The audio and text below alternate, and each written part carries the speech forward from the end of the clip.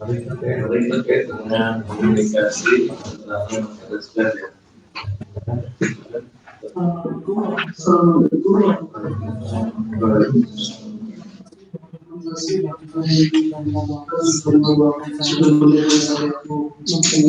Mempresentasi di sini saya mempresentasikan hasil akhir dari semua dengan saya yaitu berdiskusi aspirasi ada rokok. Nah, di sini saya mau memperkenalkan diri saya pembimbing Fitri saya di dengan kampus Brin Remaja Saputra. Sedangkan sedangkan dari kampus yaitu kampus akademi. yaitu akademi Next. Oke, aktivitas apa aja yang saya lakukan pada saat MBKM itu? Yang pertama itu terdapat training research yang dilakukan yang difasilitasi oleh pihak. Kedua itu saya melakukan literatur review. Di sini literatur review itu saya mencari bagaimana mengintegrasi sistem komunikasi pada master dengan slide. Yang kedua itu saya melakukan prototype of communication. Ada create cinematic review dan selanjutnya masih ada. Oke, next. Nah, introduction yang saya ambil yaitu telemedicine diperkenalkan tahun 1970-an, mencerminkan perubahan yang signifikan dalam perawatan kesehatan, memungkinkan interaksi jarak jauh. Saya ulangi, mencerminkan perubahan signifikan dalam perawatan kesehatan, memungkinkan interaksi jarak jauh antara dokter dan pasien. Sejak saat itu telemedicine telah berkembang pesat didorong oleh adopsi luas dan maju. Menurut Institut Teknologi Kesehatan Nasional, telemedicine memanfaatkan teknologi informasi dan komunikasi elektronik untuk menyediakan dan meramping layanan kesehatan bahkan ketika pasien dan dokter berada di lokasi yang berbeda. Oke, rumusan masalah sebelumnya. Nah, di situ ada yang menunjukkan rumusan masalah yang saya ambil, yaitu apa saja kendala teknis yang menyebabkan penurunan output dan PDA serta solusi teknis dapat diterapkan. Yang kedua, bagaimana pengaruh frekuensi terhadap kinerja sistem komunikasi yang diterapkan pada saya menggunakan ISP 32 dalam kondisi normal dan terjadi gangguan. Oke, next. Tujuan yang saya ambil yaitu yang pertama meningkatkan keandalan komunikasi data pada master dan slide. Yang kedua, mengurangi risiko gangguan dalam operasi jarak jauh atau tersendiri. Yang ketiga, memfasilitasi pemantauan dan kontrol secara real time. Oke, next lagi. Literatur review di sini literatur yang saya gunakan yang saya buat itu database yang saya gunakan dan berikut itu ada string yang saya cari. Oke, next.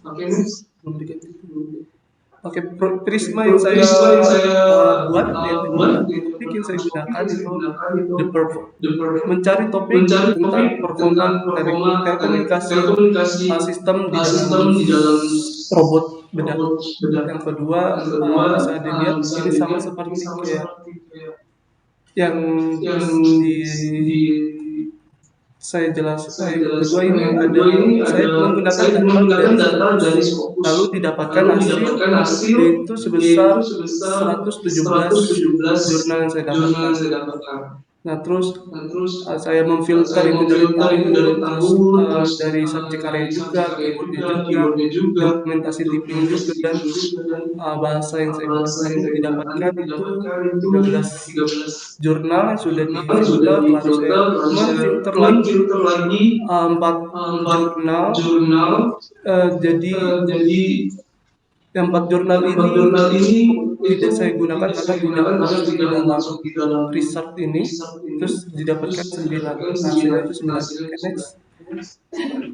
Nah, yang kedua saya menggunakan ESP32. Apa sih yang saya kerjakan pada ESP ini? Itu adalah melakukan kontrol antara si master dan slave dan menerima data dari master.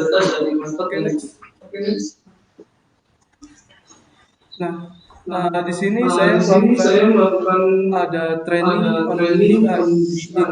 ini kegiatan yang difasilitasi oleh pihak BRIN sendiri, yaitu pelatihan tentang bibliometrik analisis. Oke, next. Nah, di sini sistematik yang saya dapat saya gunakan dalam jurnal review saya juga yang saya kerjakan pada